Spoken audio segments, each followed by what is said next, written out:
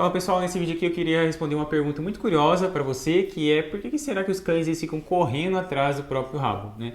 E eu queria já aproveitar e responder várias outras dúvidas relacionadas a esse mesmo problema, que na verdade tem uma origem em comum, que é automutilação em geral. O que isso significa? O cão que fica se mutilando, né? Ele fica mordendo ou então ele fica se machucando por algum motivo específico, que é o que a gente vai falar nesse vídeo, que é uma das principais causas para esse tipo de comportamento, que é o caso, por exemplo, do cão que fica correndo atrás do próprio rabo. Então, se por acaso você tem um cãozinho aí que fica se lambendo demais, lambendo compulsivamente a ponto de se machucar, ou ele fica se coçando demais a ponto de se machucar, enfim, ele fica mordendo partes do corpo dele, atacando partes do corpo dele, tem cães que ficam atacando a própria pata, e cães que ficam atacando a própria cauda, né, o próprio rabo, que é o caso específico desse vídeo aqui que a gente vai falar hoje. Existem dois grandes principais motivos e eu vou abordar só um deles porque o outro motivo, o principal motivo, está relacionado a algum problema de saúde. Às vezes o cachorro está com problema de pele, ele está com alguma dor crônica, uma dor muito intensa, né? E isso pode gerar esse tipo de comportamento, caçar o próprio rabo, enfim, automutilação no geral, né? Então, se você não tem certeza se o seu cão está bem de saúde, eu recomendo a primeira coisa que você faça é que leve ele no médico veterinário para descartar qualquer problema de saúde, seja problema de pele ou problema de saúde no geral. Descartando qualquer problema de saúde, qual que é o outro grande motivo que fazem os cães ficarem se mutilando?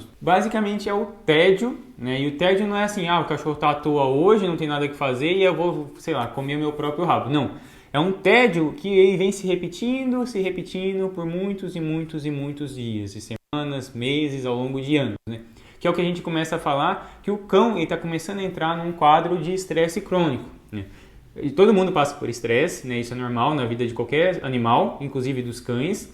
Mas a gente tem aqueles picos de estresse e depois normalmente a gente tem um tempo para voltar ao equilíbrio, estado natural de equilíbrio dos hormônios do nosso corpo. O problema é que alguns cães eles estão passando por situações estressantes que elas não cessam, né? Elas não terminam em nenhum momento. Então ela continua passando por aquela situação estressante, continua gerando estresse, e aí ele atinge esse pico de cortisol, né? Que é o hormônio mais relacionado ao estresse. Só que o que acontece? O cão ele nunca tem a oportunidade de voltar esses hormônios ao estado de equilíbrio normal do corpo dele. Então ele começa a entrar num quadro de estresse crônico, ou seja, ele sempre está estressado e nunca consegue voltar ao estado normal. E aí, para você entender um pouquinho dessa questão do estresse, tem uma analogia que eu gosto de fazer, que é o copo de estresse, que eu resolvi fazer uma adaptação com o que eu vi numa palestra nesse final de semana, que é na pia. O seu cão é uma pia e ele tem uma quantidade limitada de estresse que ele consegue suportar. Na pia, como todo reservatório, ela tem ali uma vazão, um lugar que dá para dar vazão para tirar a água, né? E tem uma entrada que é a torneira. Então, a água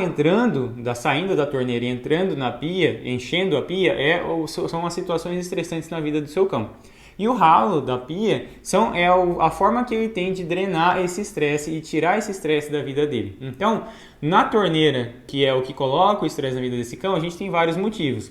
A falta do que fazer, barulhos estressantes, forçar esse cão a ficar fazendo coisas que ele não gosta, o cão não ter oportunidade de fazer coisas que ele gosta. Então, os cães, é importante a gente entender que os cães eles têm comportamentos naturais que eles precisam fazer. Então, é natural do cachorro roer as coisas, destruir, caçar o próprio alimento, destrinchar, forragear, enfim, tem uma série de comportamentos naturais que, inclusive, já tem alguns vídeos no YouTube, no Instagram, falando desse assunto, né, de o que são comportamentos naturais dos cães, que eles acabam precisando disso diariamente. Só que quando ele não tem a oportunidade de exercer esses comportamentos no dia a dia dele, ele acaba se estressando. Da mesma forma que eu, por exemplo, eu gosto muito de estudar algumas coisas, de ler, ver vídeos novos e aprender uma coisa nova, né? Isso é importante para mim no meu dia a dia, né? Se eu passo muito tempo sem ter a oportunidade de fazer isso que eu gosto, eu começo a me estressar e eu começo a ficar mais estressado, certo? Então a gente tem, né, uma série de fatores aí, dores crônicas ou dores intensas também faz parte, né? Quando a gente está mal de saúde, não está bem, isso acaba nos estressando. Então tudo isso aqui é o que está saindo ali da torneira e enchendo a pia, né? Cada cãozinho tem uma pia de um tamanho diferente, tem alguns cães que conseguem tolerar muito mais o estresse, e tem cães que tem uma piazinha pequenininha, qualquer coisinha já transborda, tá? E aí no ralo, o que seriam essas oportunidades de desestressar esse cão?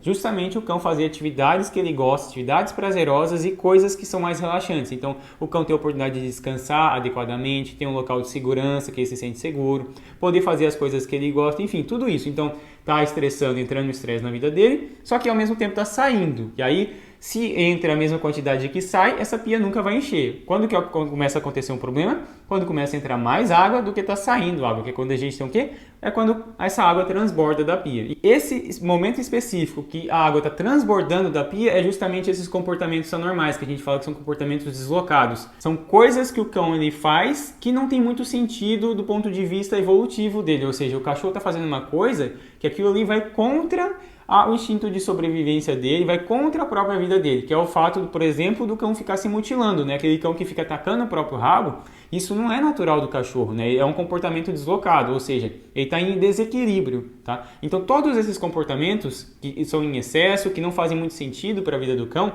por exemplo, ficar latindo demais o dia inteiro, não é natural, não é esperado de um cão ficar 24 horas por dia latindo, correndo atrás do próprio rabo, se lambendo sem parar, ficar muito tempo sem comer, né? Tem cães que, quando a pessoa sai de casa e fica, sei lá, o tempo que for, se a pessoa ficar 3 dias fora de casa, vai ficar 3 dias sem comer, tá? Então isso não é natural nem esperado para um cachorro. Enfim, então todos esses comportamentos que a gente julga serem comportamentos anormais, é só uma forma que o cão está encontrando de extravasar, é essa água saindo, transbordando da pia, né? E aí o que a gente precisa fazer para a água parar de transbordar a pia? Ou a gente tem que desentupir o ralo, ou tem que colocar um ralo um pouco maior. E outra coisa muito importante também, que as pessoas acabam ignorando, fechar a torneira, né? Não adianta a gente querer tirar a água ali pelo ralo, sendo que a torneira está jorrando água ali mais do que consegue sair ali, ter a vazão no sifão, né? No ralo da pia. Tá? Então é muito importante a gente controlar essas duas coisas. Já que a gente não consegue trocar o tamanho da pia, porque esse é um tamanho definido pelo indivíduo, né? Pela característica do seu cão, a gente só consegue trabalhar